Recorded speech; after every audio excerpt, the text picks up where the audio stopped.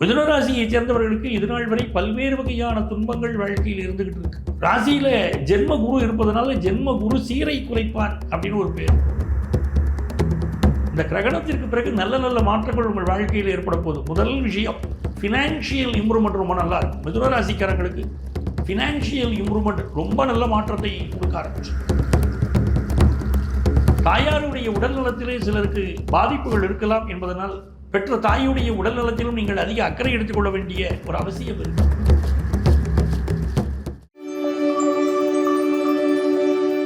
மிதுன ராசிக்காரங்களுக்கு இருக்கக்கூடிய கிரகநிலைகளை பார்க்கிறோம்.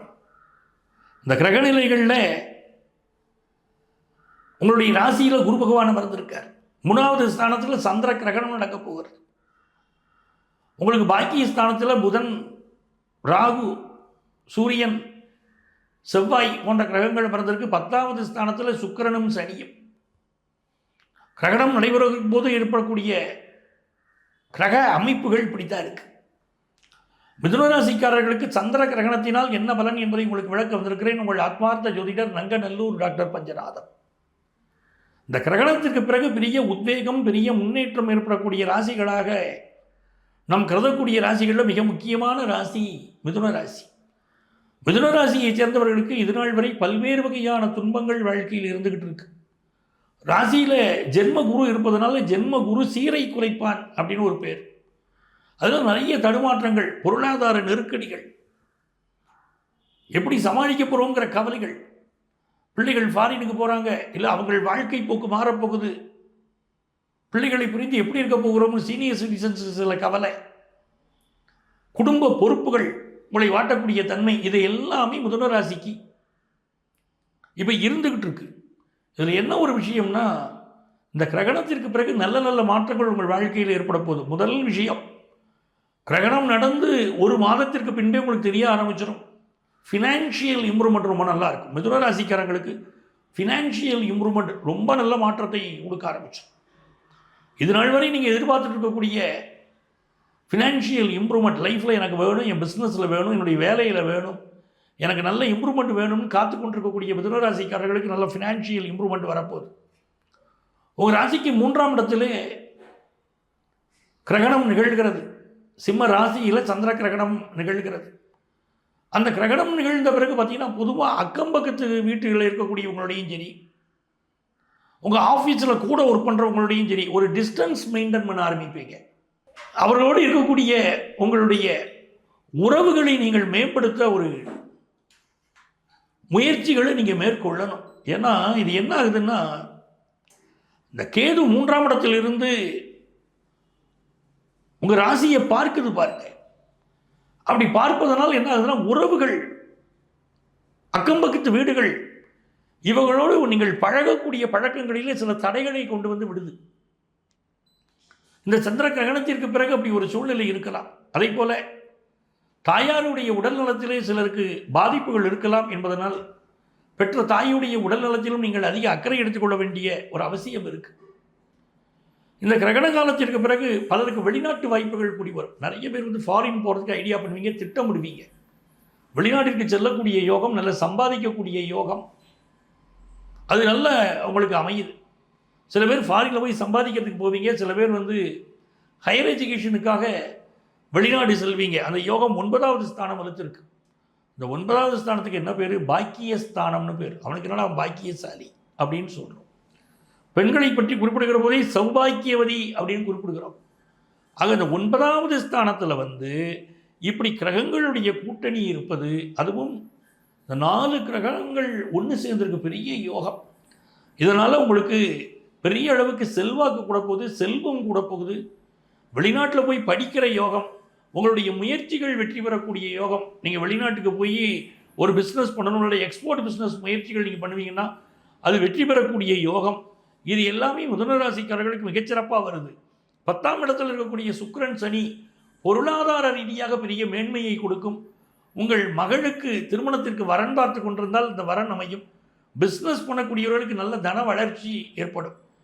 அதாவது இந்த காலகட்டத்தில் சிவன் பெயர் உடையவர்களால், குரு பெயர் உடையவர்களால், நாதன் என்ற பெயர் உடையவர்களால் எப்படி உங்கள் வாழ்க்கையிலே ஒரு பெரிய வளர்ச்சி ஏற்படுவதை மிதுனராசிக்காரர்கள் உங்கள் வாழ்க்கையிலே நீங்கள் உணர்வீர்கள். மிகச்சிறந்த வெற்றிகள் உங்கள் வாழ்க்கையில் ஏற்படக்கூடிய காலகட்டமாக இந்த கிரகண பயிற்சி காலகட்டம் அமைகிறது.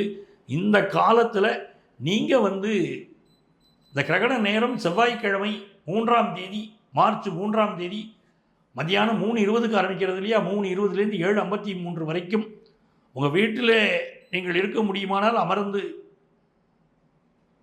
ஓம் நமச்சிவாய மந்திரத்தை சொல்லிக்கிட்டே இருக்கணும். ஓம் நமச்சிவாய ஓம் ஓம் நமச்சிவாய என்று சொல்லிக்கொண்டே இருக்கணும்.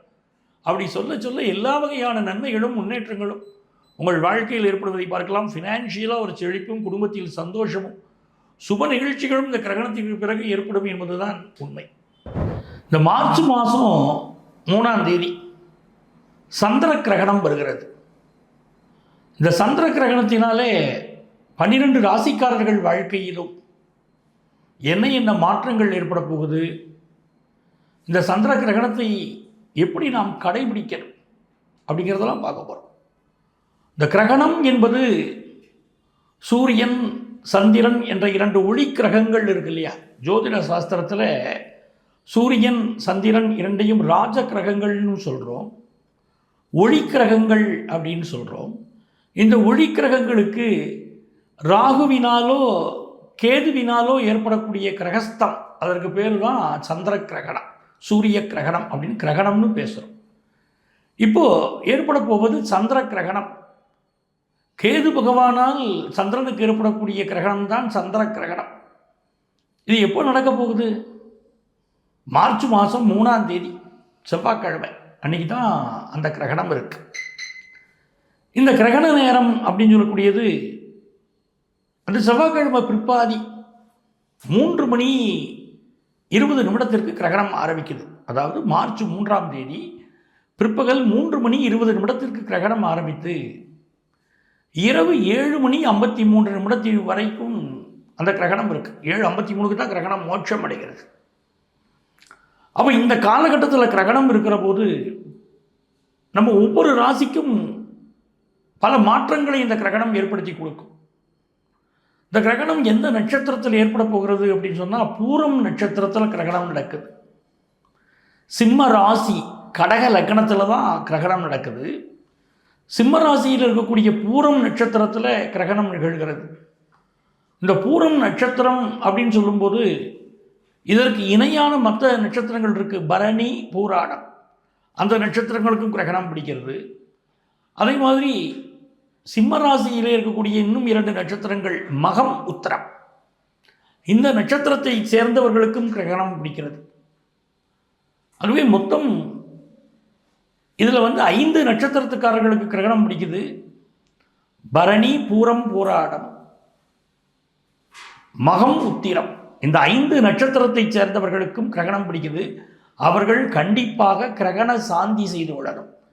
எத்தனை மணிக்கு கிரகண சாந்தி பண்ணணும் அப்படின்னா இரவு 7:53 வரைக்கும் கிரகணம் இருக்குது. மத்தியானம் 3:20க்கு பிடிச்ச கிரகணம் இரவு 7:53 வரைக்கும் இருக்குது.